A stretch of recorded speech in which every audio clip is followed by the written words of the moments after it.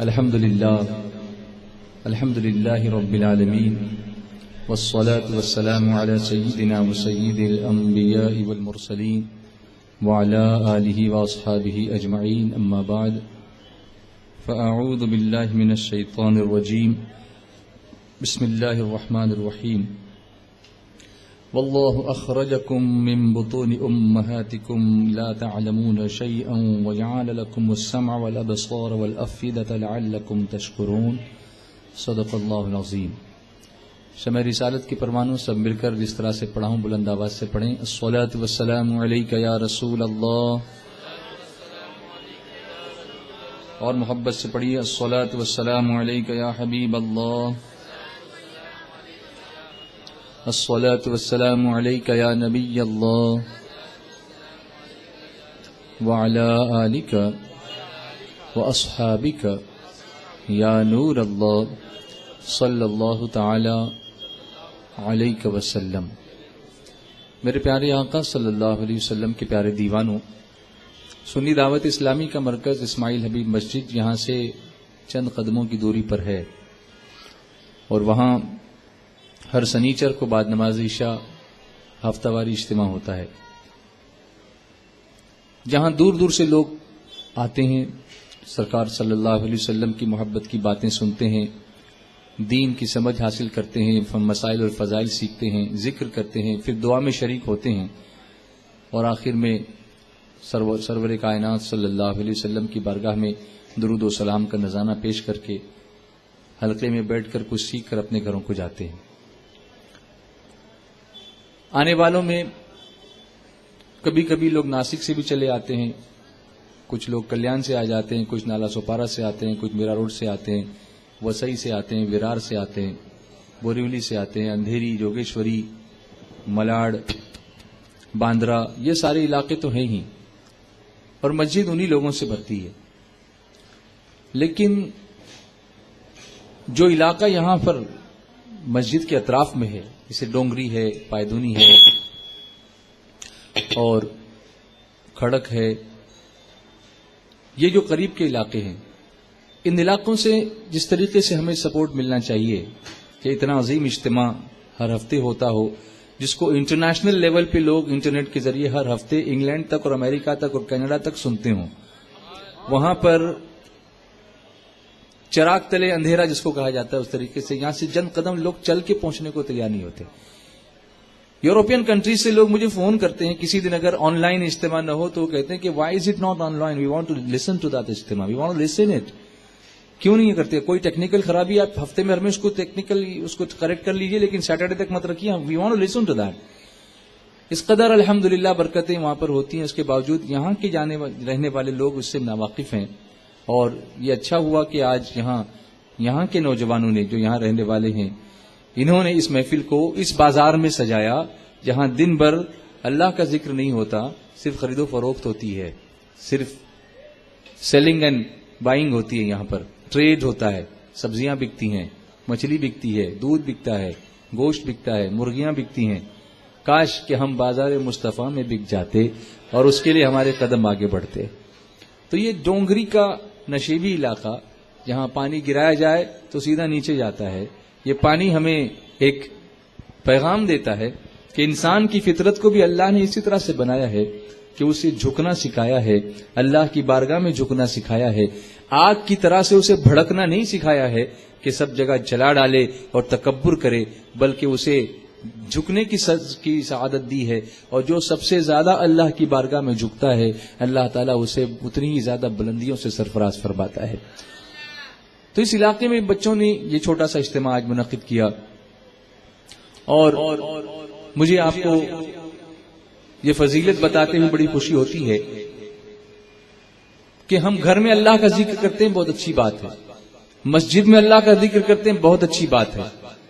لیکن اگر کوئی شخص بازار میں اللہ کا ذکر کرے تو سرکار صلی اللہ علیہ وسلم نے اس کی خاص فضیلت بیان فرمائی ہے.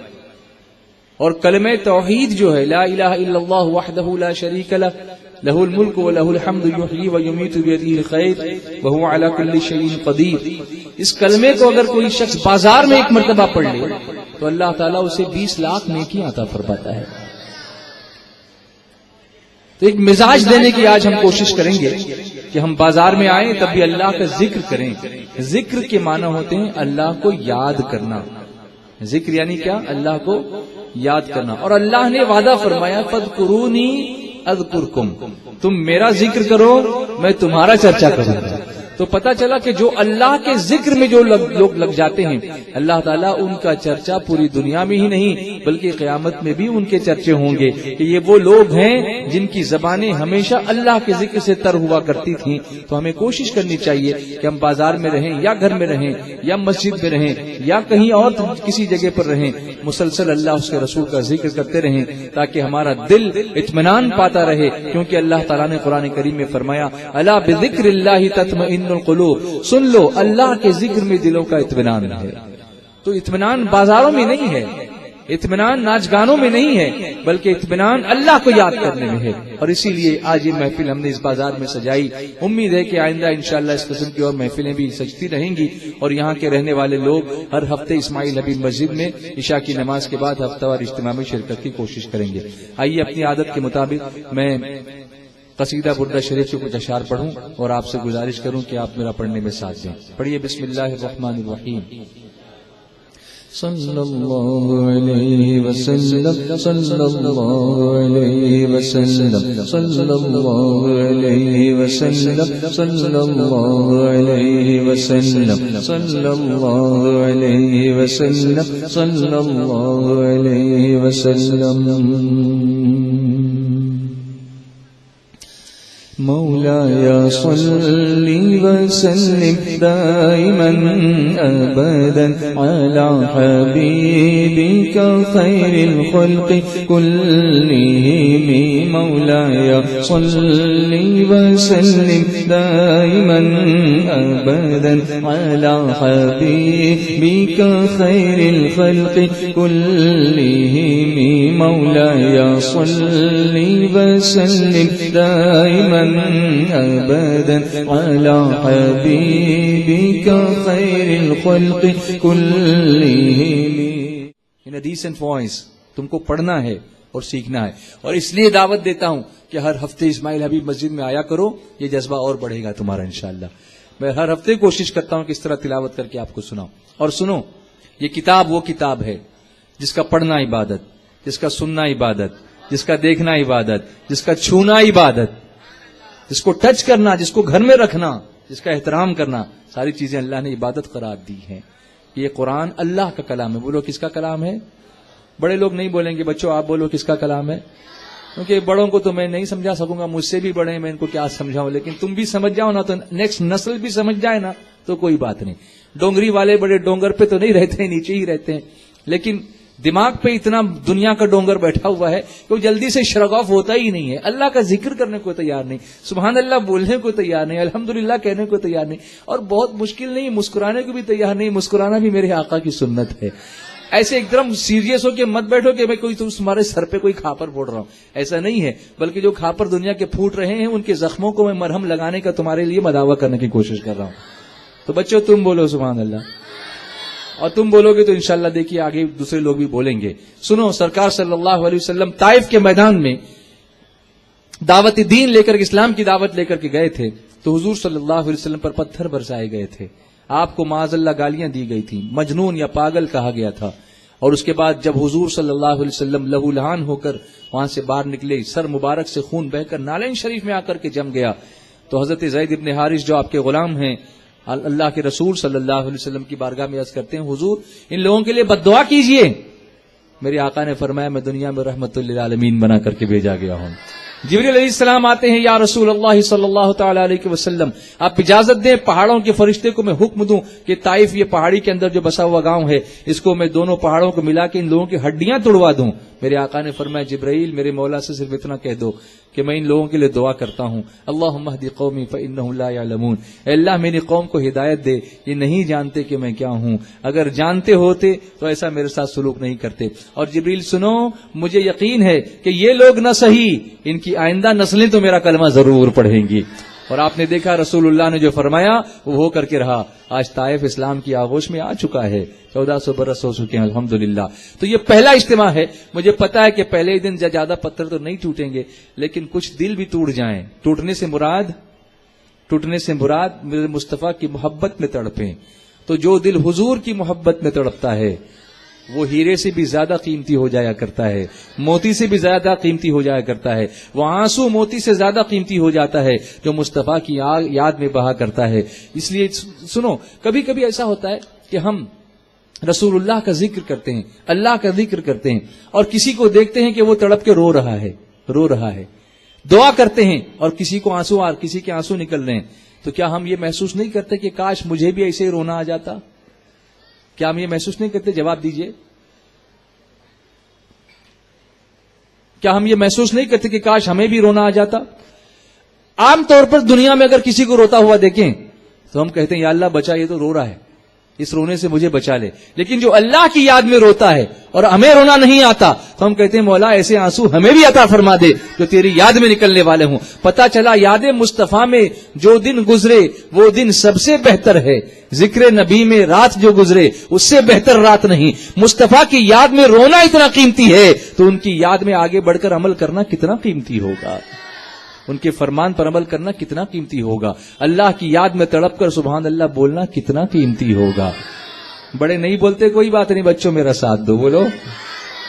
تو میں یہ عرض کر رہا تھا کہ قرآن کریم کو سیکھنا ہمارے لیے لازم ہے. اور میرے آقا علیہ الصلوۃ والسلام نے فرمایا خیرکم من تعلم القرآن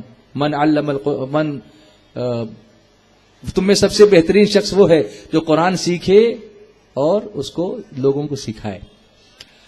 تو سب سے بہتر شخص وہ جو قرآن سیکھے اور سکھائے, اور ہم اس کی طرف توجہ نہیں کر رہے ہیں. آج میں توجہ آپ کی اس کی طرف راغب کرانا چاہتا ہوں اور ایک واقعہ آپ کو بتانا چاہتا ہوں کہ قرآن کریم کی محبت سے اللہ تعالیٰ کتنے عظیم انعامات کی بارش فرماتا ہے.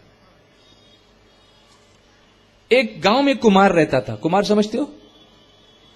انگلش میڈیم والے شاید نہیں سمجھیں. Potter, you know Potter, what he does, کیا کرتا ہے بولو نا؟ مٹی کے برتن بناتا ہے. ویری گڈ, مٹی کے برتن بناتا ہے. وہ مٹی کے برتن بناتا تھا. اس کا جب انتقال ہوا, کوئی لوگوں نے اس کو کبھی ایسا نہیں دیکھا تھا کہ وہ بڑا پرہیزگار آدمی ہے, متقی, ایسا کچھ نہیں تھا. ایک سادہ سا کمار تھا, پوچر تھا. اس کا انتقال ہوا تو اس وقت کے ایک ولی کو اللہ کی طرف سے حکم ہوا کہ جا کے تم اس کی نماز جنازہ پڑھو. آپ سوچو, کسی نیک بندے نے اگر کسی گنہگار کی نماز جنازہ پڑھا دی تو اس کی بخشش ہو جاتی ہے, اور اگر کسی نیک بندے کی نماز جنازہ میں کوئی گنہگار شریک ہوا تو اللہ نماز پڑھنے والے کی بخشش فرما دیتا ہے. اس طرح سے زندوں کے اعمال سے مردوں کو فائدہ ہوتا ہے اور مردوں سے زندوں کو فیض پہنچتا ہے. ہم اس عقیدے پر ہیں اور اسی کی بات کرتے ہیں. تو اس ولی کو حکم ہوا کہ نماز جنازہ پڑھاؤ. وہ گئے, انہوں نے نماز جنازہ پڑھائی. پھر ان کو یہ خیال ہوا کہ ذرا لوگوں سے پوچھوں کہ یہ آدمی اتنا کیا ایسا کام کرتا تھا کہ مجھے اللہ نے حکم دیا کہ میں اس کی نماز جنازہ پڑھوں. انہوں نے معلومات حاصل کی تو ان کی بیوی نے بتایا, مرحوم کی بیوی نے, کہ یہ کوئی زیادہ عمل کرتے ہوئے تو نظر نہیں آتے تھے. بیچارے محنت کرتے تھے, دن بھر مٹی کے برتن بناتے تھے, پھر لے جا کے بازار میں بیچتے تھے.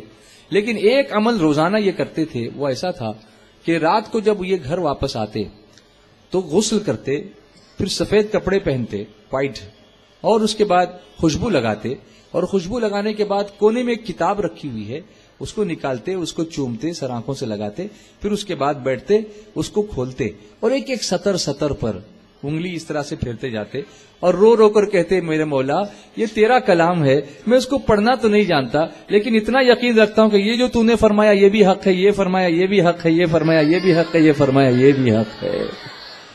اللہ اکبر. وہ بزرگ فرماتے ہیں کہ یقیناً اللہ کو اس کی یہ ادا اتنی پسند آئی کہ اللہ تعالیٰ نے اسی عمل کی وجہ سے اس کی بخشش فرما دی اور ایک اللہ کے ولی سے کو حکم دیا کہ اس کی نماز جنازہ تم ادا کرو.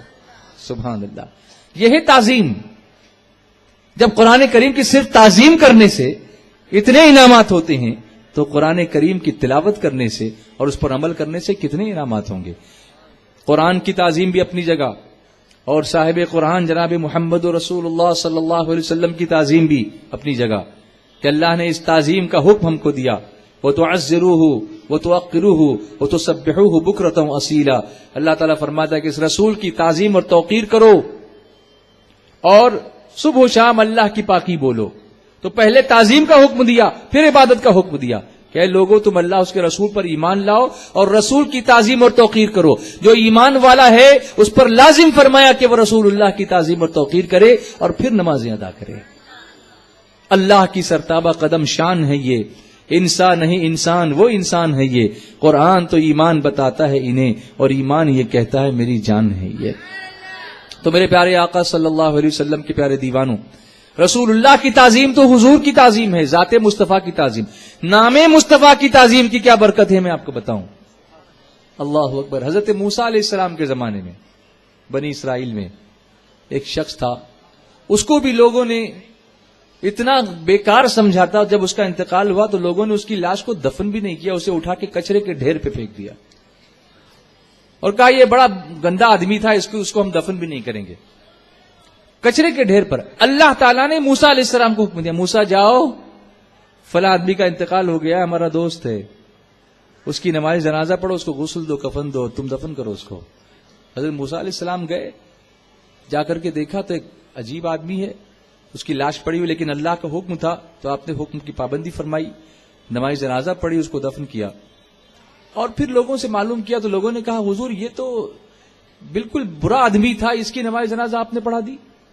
تو موسیٰ علیہ السلام نے اللہ تعالیٰ سے عرض کیا، کیونکہ آپ کلیم اللہ تھے، اللہ سے گفتگو فرماتے تھے، بات چیت کرتے تھے، کہ مولا یہ حکم مجھے تم نے کیوں دیا کہ میں اس کی نماز جنازہ پڑھوں. اللہ تعالیٰ نے فرمایا اے موسیٰ سنو، یقیناً یہ بڑا بدکار آدمی تھا، گناہگار تھا، لیکن ایک دن یہ توریت شریف کی تلاوت کر رہا تھا، قرآن شریف کی نہیں، تو قرآن اس وقت نازل ہی نہیں ہوا تھا کیونکہ حضور تشریف نہیں لائے تھے.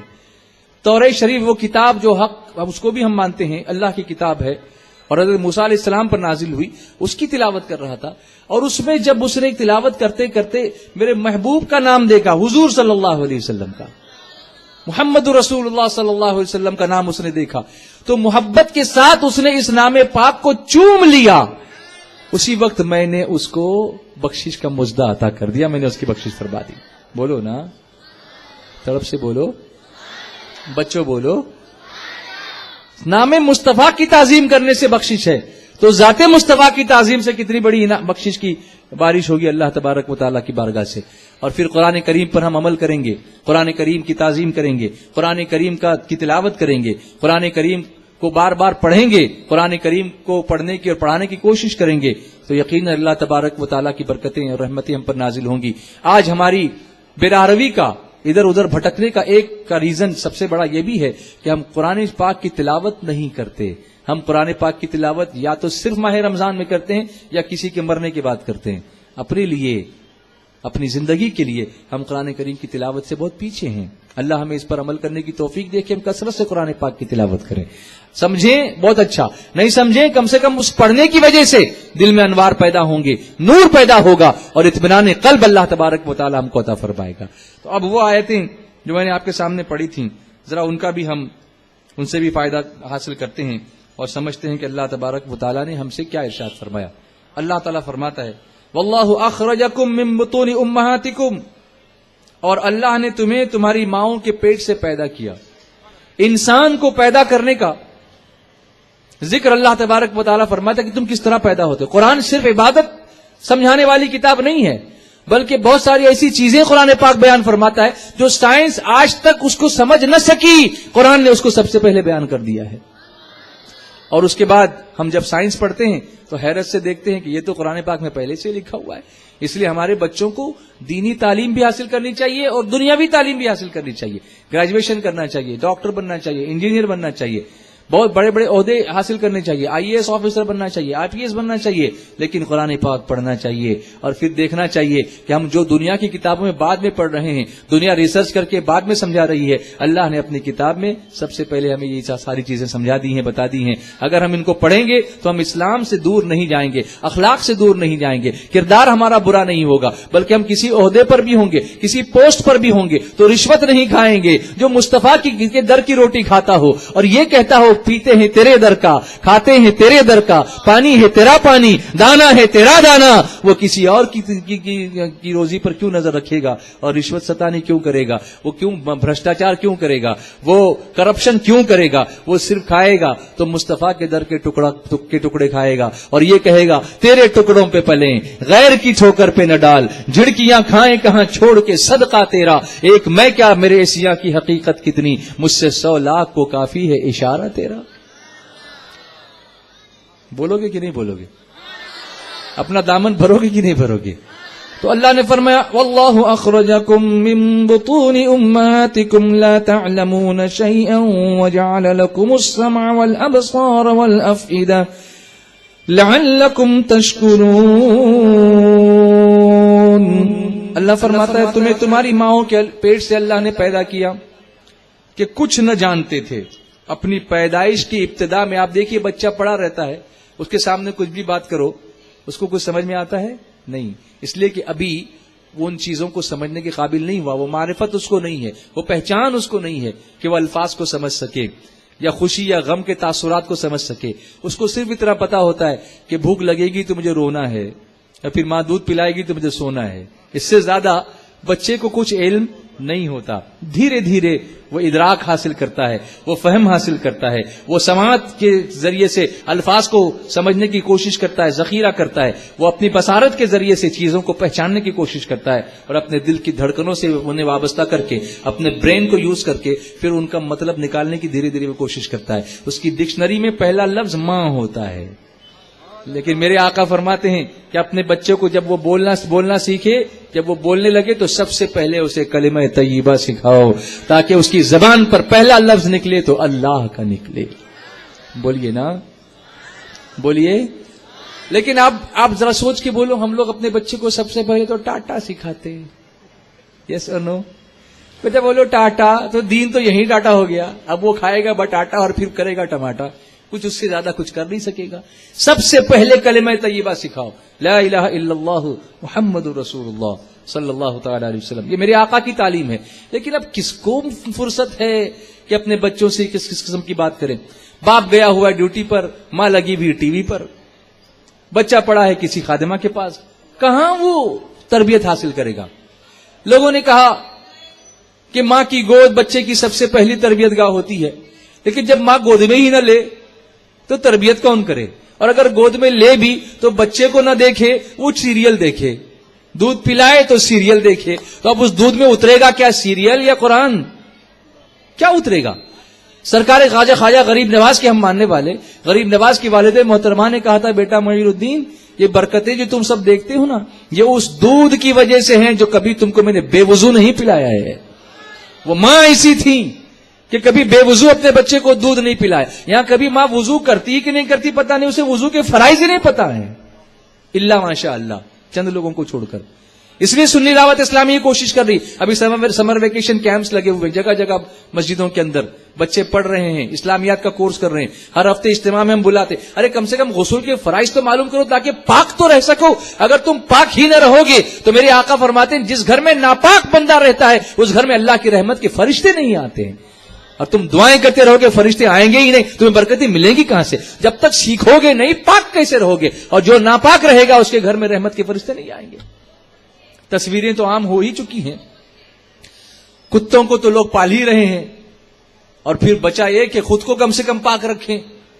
پوری بکٹ اگر آپ اپنے بدن پر وندیل لو 10 مرتبہ، پاک نہیں ہو سکتے جب تک کہ آپ وضو کے فرائض کو غسل کے فرائض کو نہ جانو کہ غسل میں 3 چیزیں فرض ہیں: ناک میں پانی چڑھانا، غرارہ کرنا، اور پورے بدن پر اس طرح پانی بہانا کہ کوئی بھی بال برابر بھی حصہ سوکھا نہیں رہنا چاہیے۔ اب ناک میں پانی چڑھے گا، اگر ناک میں پپڑی جمی ہوئی ہے، خالی ایسے ایسے کر دیا، اندر کی ہڈی تک پانی نہیں چڑھا تو غسل کے ذریعے پاک نہیں ہوں گے۔ اگر آپ نے اپنے دانتوں کو صاف نہیں کیا، دانت میں کہیں ہڈی کہیں گوشت پھنسا ہوا ہے اور اس حصے پر پانی نہیں چڑھا، نہیں بہا، تو یقیناً وہ حصہ پاک نہیں ہو سکے گا، اور اتنے سے حصے کی وجہ سے تمہارا غسل نہیں ہوگا، تو نہ تمہاری نماز ہوگی نہ تو قرآن پاک کی تلاوت ٹھیک سے ہو پائے گی۔ تو سب سے پہلی چیز پاک کرنا، اپنے آپ کو طہارت کے ذریعے سے مزین کرو، پاک کرو، اس طرح پاک کرو کہ جسم پاک ہوگا تو دل بھی اللہ پاک فرما دے گا۔ ناپاک جسم کے اندر پاک دل کیسے ہوگا؟ جب رحمت کے فرشتے اطراف میں نہیں ہوں گے تو تمہارے اطراف شیاطین آئیں گے، اور جب شیطان قریب ہوگا تو تمہیں نیک چیزوں کی تعلیم نہیں دے گا، وہ تمہیں براروی کی تعلیم دے گا، بے حیائی کی تعلیم دے گا. تو میں بتاؤں، ماں باپ کے پاس ٹائم نہیں ہے. میں آپ سے پوچھنا چاہتا ہوں، آپ کے گھر میں بچے ہیں، آپ کو یاد آتا ہے کہ آپ نے اپنے بچے سے لاسٹ ٹائم کب بات کی تھی کہ بیٹا ذرا بیٹھو دین کی بات کرتے ہیں؟ Do you remember? Can you recall, recollect? When was the last time you talked to your brother, you talked to your son, you talked to your daughter, come on let us sit together and talk about deen, Islam? آپ کو یاد ہے؟ کبھی یاد ہے آپ کو؟ بتاؤ کب آپ نے پوچھا تھا؟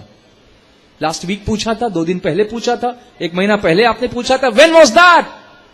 You cannot remember. اس لیے کہ آپ نے پوچھا ہی نہیں ہوگا. اللہ ماشاء اللہ. ساری دنیا کی چیزوں کے لیے وقت ہے، دین کے لیے وقت نہیں ہے آپ کے پاس. شور شرابہ کرنے کے لیے وقت ہے، سبحان اللہ بولنے کے لیے دل نہیں ہے آپ کے پاس. کتنے افسوس کی بات ہے.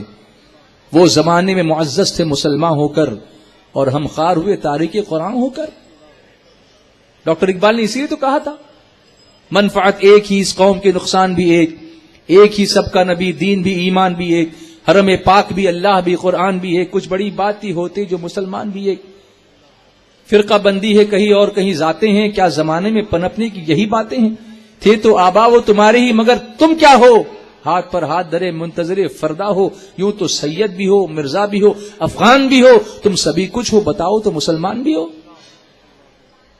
برسوں پہلے لکھا تھا، اور جب اس وقت صادق آ رہا تھا تو اور زیادہ آج اس کے اپلائی ہوتا ہے ہمارے اوپر کہ ہمیں اسلام کی سمجھ نہیں ہے.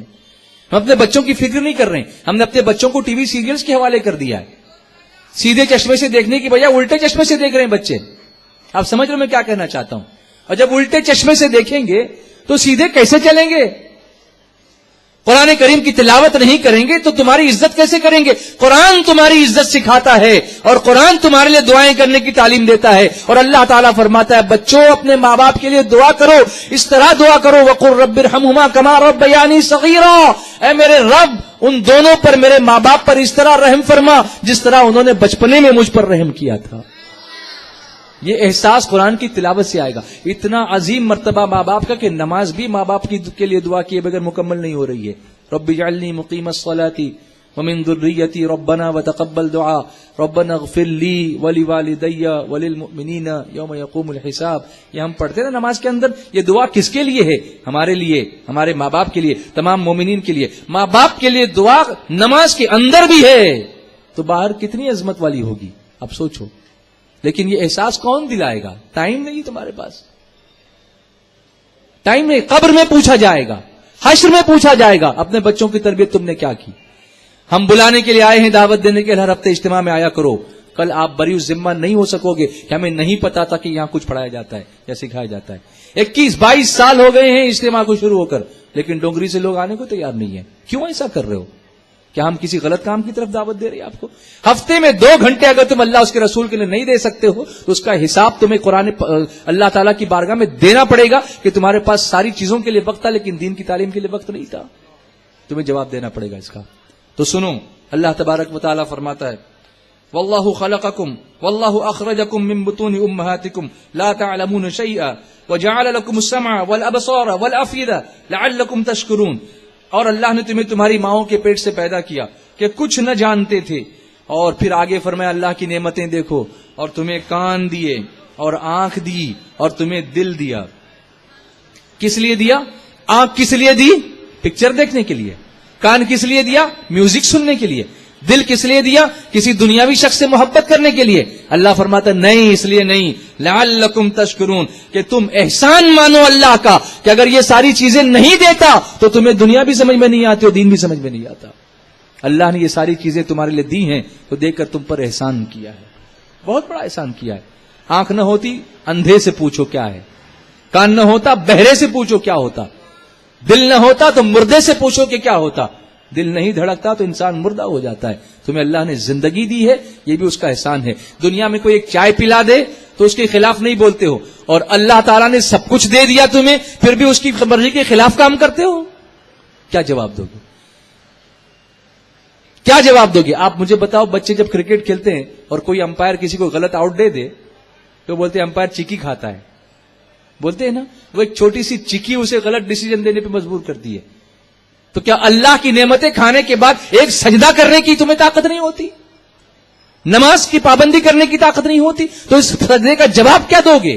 اس نعمتوں کا جواب کیا دو گے اللہ تبارک و تعالیٰ کی بارگاہ میں؟ لعلکم تشکرون، کہ تم احسان مانو، اور احسان اس طرح مانو کہ علم سے فیضیاب ہو جاؤ، عمل سے فیضیاب ہو جاؤ، اور دینے والے نعمت کے دینے والے رب کا شکر بجا لاؤ، اور اس کی عبادت میں مشغول رہو، اور اس کے حقوق نعمت ادا کرو.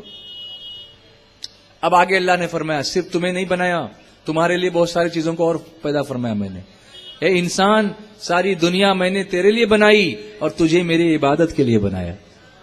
کہیے نا، کہیے نا، جھوم کر بولو. چینج پیدا کرو اپنے اندر، اپنے ایٹیٹیوڈ میں. اللہ کا ذکر کرنے میں شرمانے کی بات نہ کرو، بازار میں ذکر کرنا زیادہ افضل ہے. حضور فرماتے ہیں صلی اللہ علیہ وسلم کہ دنیا میں سب سے بہترین جگہ مسجد ہے اور سب سے بری جگہ بازار ہے، اور اس بری جگہ میں جو اللہ کو یاد کرتا ہے اللہ اسے سب سے اچھی جگہ کا وعدہ عنایت فرمائے گا. سنو، الم یرو الی الطیر مسخرات فی جو السماء. اب آنکھ دی ہے نا تو اللہ فرماتا ہے دیکھتے نہیں تم؟ کیا انہوں نے پرندے نہ دیکھے؟ اب آنکھ دی تو دیکھو میری نعمت کو.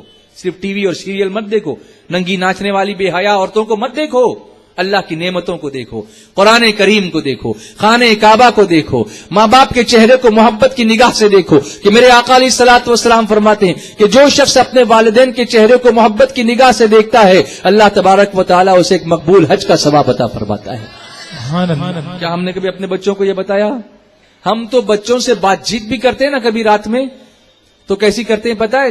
ٹی وی کی سیریل پر نگاہ ہے، بچہ ادھر بولے ہاں بیٹا ہاں ادھر سے لے لے، وہ کھانا ادھر رکھا ہوا ہے. ماں ایسا بولتی ہے ذرا وہ فریج کھول کے لے لے، آنکھ ادھر سے ہٹتی ہی نہیں، کیونکہ ایک شاٹ چھوٹ جائے گا تو بیچاری کی پتہ نہیں دنیا آخرت کا کیا نقصان ہو جائے گا.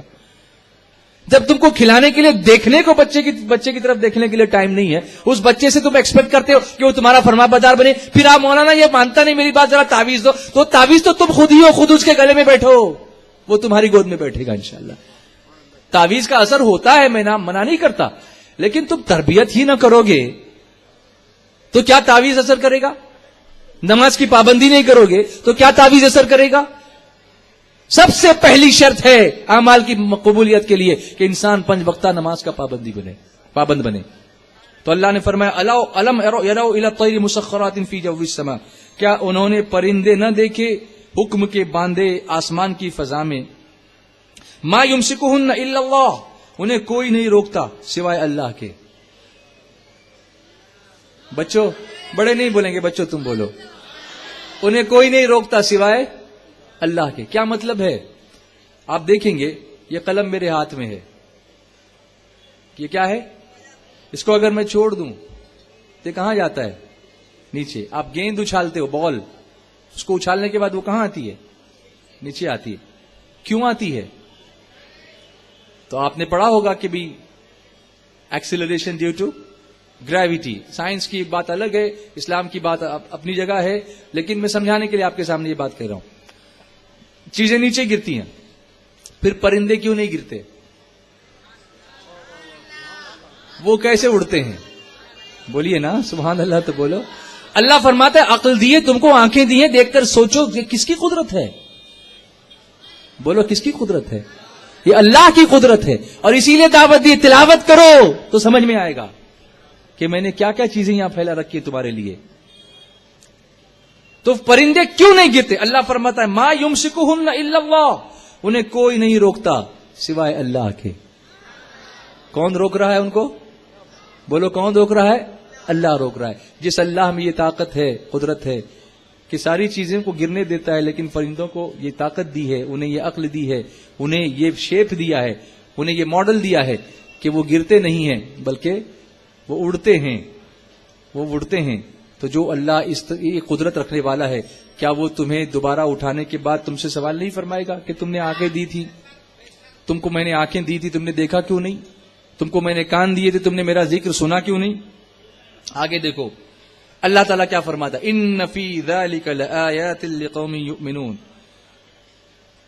بے شک اس میں نشانیاں ہیں ایمان والوں کو. جب دیکھو گے تو ایمان والوں اگر ہو تو سوچو گے یہ اللہ کی قدرت ہے کہ پرندے زمین پر گرتے نہیں ہیں بلکہ ہوا میں اڑتے ہیں. ہم اڑنے جائیں گے تو ہم نہیں اڑ سکیں گے, لیکن اللہ نے ان کو یہ طاقت دی کہ وہ اڑ سکتے ہیں, اور اسی کو دیکھ کے پھر ہم نے ایروپلین بنایا. انہیں ویسا ہی بنا دیا کہ اڑ سکتے ہیں. ہمیں عقل دی, جانور میں انسان میں یہ فرق ہے کہ ہمیں ایسی عقل دی کہ اس کو دیکھ کر پھر اڑنا سیکھا انسان نے, لیکن وہ اڑنا اس کے اپنے بلبوتے پہ, مشین کے بلبوتے پر ہوتا ہے. اور پھر اس میں فرق یہ رکھا کہ مچھر بھی اڑتا ہے اور جمبو جیٹ بھی اڑتا ہے.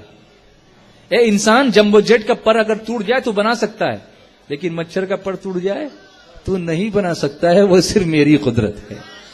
بولو نا, اور محبت سے بولو. یہ نشانیاں ہیں اللہ کی, ہم غور نہیں کرتے ان میں. کیا بازار میں آ کے اللہ یاد نہیں آئے گا؟ اگر یہ ذہن ہوگا تو یاد آئے گا. سبزیوں کو دیکھو, ہر ایک کے الگ الگ رنگ اللہ نے بنائے. یہ رنگ کس نے دیا؟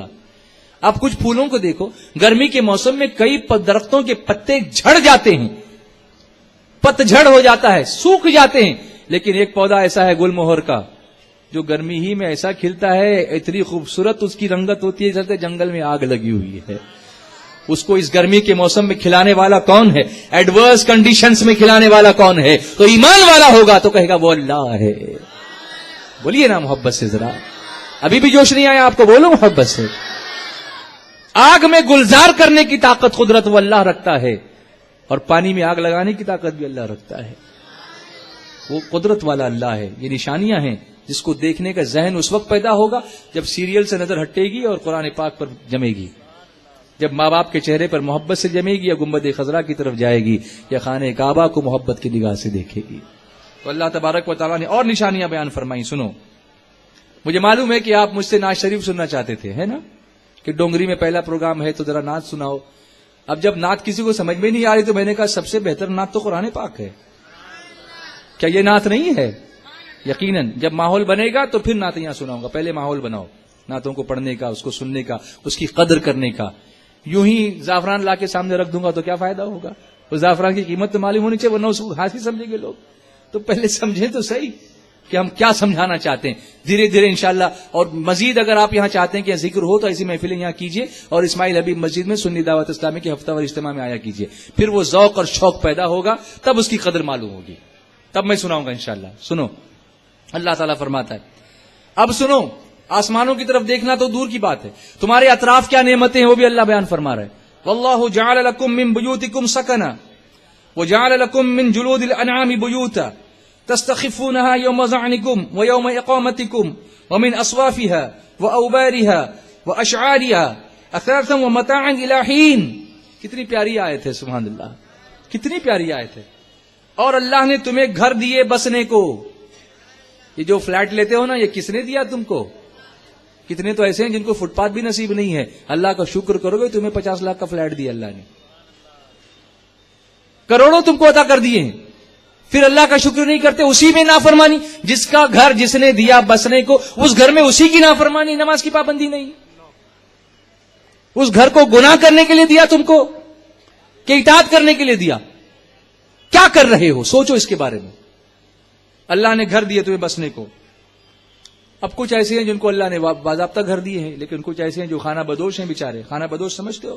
جو اپنا گھر کندھے پہ لے کے ہی چلتے ہیں, بنجارے ہوتے ہیں, جہاں جگہ ملی خیمہ گاڑ دیا. اس کا بھی ذکر اللہ نے فرمایا کہ وہ بھی میری نعمت ہے, وہ بھی میری نعمت ہے. سنو کیسے, وَجَعَلَ لَكُم مِّن جُلُودِ الْأَنْعَامِ بُيُوتًا, اور تمہارے لیے چوپایوں کی کھالوں سے کچھ گھر بنائے. جانوروں کی کھال سے بنتے ہیں نا وہ ٹینٹس, وہ بھی گھر. اور اس لیے وہ تم کو عقل دی اللہ نے یہ بنانے کی. اللہ فرماتا, اب دیکھو اس کی وجہ بھی اللہ نے بیان فرمائی کہ یہ چوپایوں کی کھالوں سے تمہارے لیے کیوں میں نے یہ گھر عطا فرمائے. تستخفونها, جو تمہیں ہلکے پڑتے ہیں.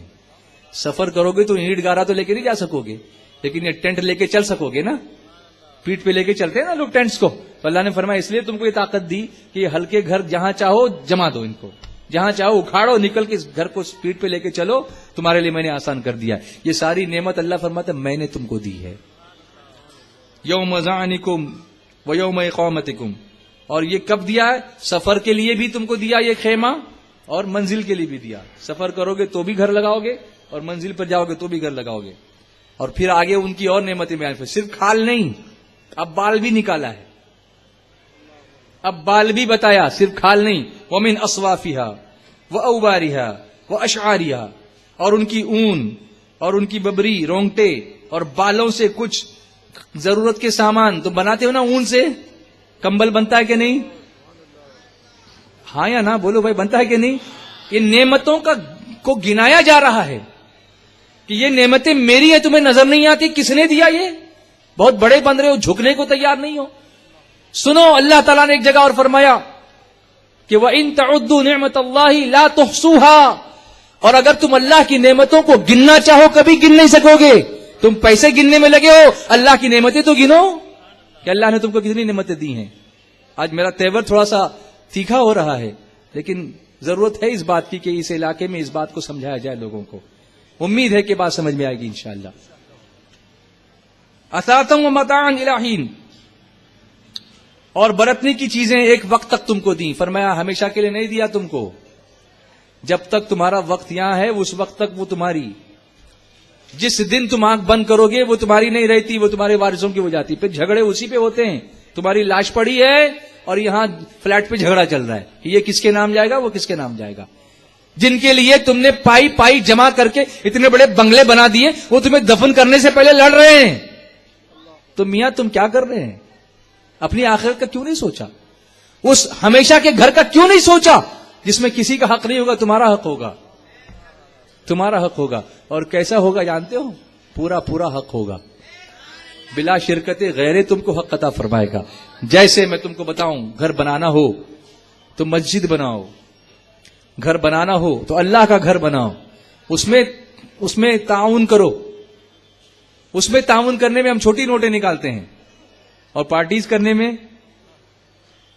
ریسپشن دینے میں بڑی نوٹ نکالتے ہیں۔ سنو، ایک گاؤں میں ایک بادشاہ نے، پرانے زمانے کی بات ہے، اس نے ارادہ کیا کہ مسجد بناؤں گا، اور اس نے حدیث سنی تھی، من بنا للہ مسجدن من اللہ لہ بیتن فی الجنہ۔ اللہ تعالیٰ فرماتا ہے، سرکار صلی اللہ علیہ وسلم فرماتے ہیں کہ اللہ تبارک و تعالیٰ کا ایسا احسان ہے مسجد بنانے والے پر کہ اگر کسی نے زمین میں مسجد بنائی تو اللہ اس کے لیے جنت میں محل عطا فرمائے گا، اور اگر کسی نے ایک بار سبحان اللہ بحمدہ کہا تو اللہ اس کے لیے جنت میں ایک درخت عطا فرمائے گا۔ تو اس بادشاہ نے کہا کہ جب مجھے محل، جنت میں مجھے اپنا محل بنوانا ہے تو میں مسجد بناؤں گا۔ پھر اس نے کہا کہ مسجد میں اکیلا بناؤں گا، چندہ نہیں لوں گا کسی سے، کسی کا کوئی مٹیریل نہیں لوں گا، کیونکہ اللہ نے مجھے بادشاہ بنایا اور مجھے طاقت ہے کہ میں اکیلے کئی مسجدیں بنا سکتا ہوں، تو میں کیوں دوسروں سے لوں؟ اور وہ محل صرف میرا ہوگا جنت میں، کسی اور کو اس میں شامل نہیں کروں گا میں۔ مسجد بننی شروع ہوئی۔ گاؤں میں ایک لکڑہاڑا رہتا تھا، لکڑی کاٹ کے بیچارہ بیچتا تھا، غریب تھا۔ اس نے دیکھا بادشاہ مسجد بنا رہا ہے، اس نے سوچا چلو اللہ کا گھر بن رہا ہے، میں بھی کچھ اس میں تعاون کر دوں، کچھ کوآپریشن کر دوں، میں اپنا سپورٹ کر دوں۔ بادشاہ کے پاس گیا، کہا بادشاہ سلامت، کچھ میری طرف سے بھی اینٹیں آپ لے لیجئے، اس میں لگا دیجئے، مجھے خوشی ہوگی اللہ کے گھر میں اگر میرے ہاتھ سے کچھ لگ جائے۔ بادشاہ نے کہا نہیں، یہ محل جنت میں اکیلا لوں گا، تجھ کو نہیں شریک کروں گا، میں کسی سے نہیں لے رہا ہوں۔ نہیں لیا، لیکن وہ دینے والا بھی دھن کا پکا تھا۔ اس نے کہا بادشاہ نہیں لیتا، کوئی بات نہیں، میں دے کے رہوں گا۔ اب یہاں مسجد باندھنے کی ہو تو لوگوں کی اتنی جگہ دامن پھیلانے پڑتے ہیں، دے دو بھائی اللہ کے نام پہ مسجد بن رہی ہے، دے دو بھیا، دے دو بھیا، یہ جمعہ میں، وہ جمعہ میں، وہ جمعہ میں، کوئی ایک اٹھ کے کھڑا ہو کے بنا دے تو کیا ہو، سبحان اللہ۔ لیکن کتنی مسجدیں ایسی رہ جاتی ہیں اور پھر بند نہیں پاتی ہیں۔ اس لکڑہاڑے نے کہا میں شریک ضرور رہوں گا اس میں۔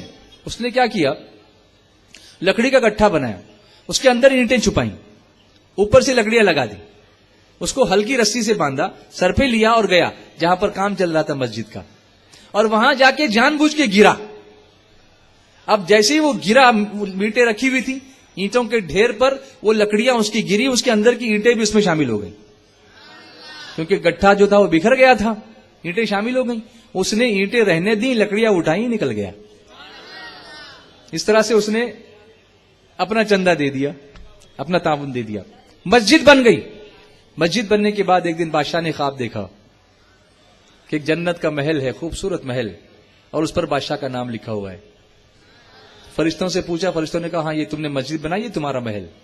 بادشاہ بڑا خوش ہوا، چلو مجھے جنت میں محل مل گیا۔ جنت کے محل کے جھروکے میں جب وہ جا کے کھڑا ہوا گیلری میں، تو سامنے دیکھتا ہے تو ویسا ہی ایک بڑا محل، سیم۔ فرشتوں یہ کس کا کہا؟ وہ لکڑہاڑے کا. بولو نا محبت سے ذرا, یہ کس کا؟ اس لکڑہاڑے کا. کہا اس نے تو کچھ نہیں لیا تھا. کہا تو نے تو نہیں لیا, لیکن اس نے دیا. اس نے چند اینٹیں دی, لیکن اس کی نیت ایسی تھی کہ اللہ تعالیٰ جب کسی کو ثواب عنایت فرماتا ہے تو ٹکڑے کر کے نہیں دیتا, پورا پورا دیتا ہے. اسی لیے ہمارے علماء فرماتے ہیں کہ اگر ایک قرآن پاک کو بخشو گے, اصالے ثواب کرو گے, اور 10 مرحومین کو بخشو گے, تو 10 حصے ہو کر 3 پارے نہیں ملیں گے, ان کو پورے قرآن کی تلاوت کا ثواب اللہ تعالیٰ عطا فرمائے گا. لیکن تم پڑھو تو صحیح, پڑھنے کو تیار نہیں. مدرسے کے بچے آ کے پڑھ رہے ہیں بیچارے, اور تمہیں پڑھنے کو تم باکڑے پہ بیٹھتے ہو باہر, اندر بھی آنے کو تیار نہیں ہوتے کہ باکڑا سلامت تو میرا سر 50. ایسے بیٹھے رہتے ہیں جناب.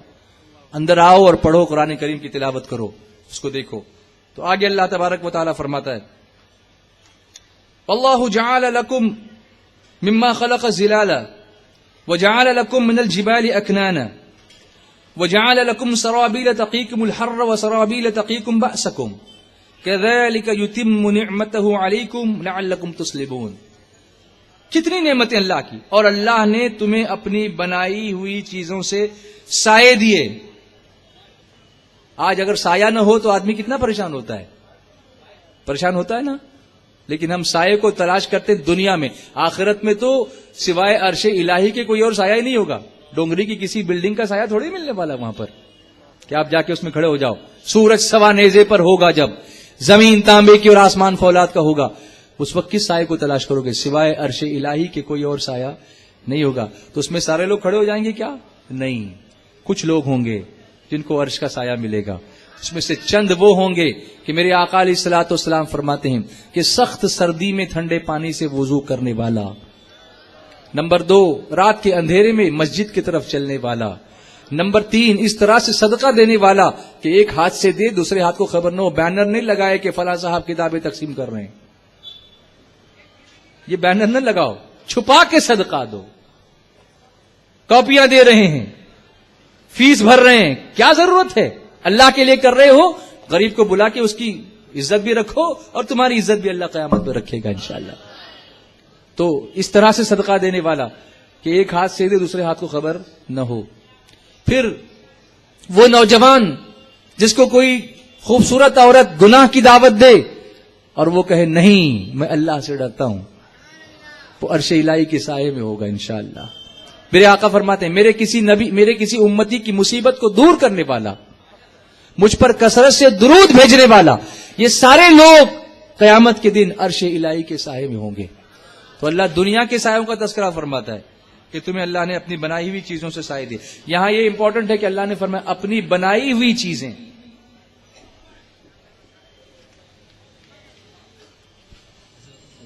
نعرہ تکبیر, نعرہ رسالت, حضرت امیر سنی دعوت اسلامی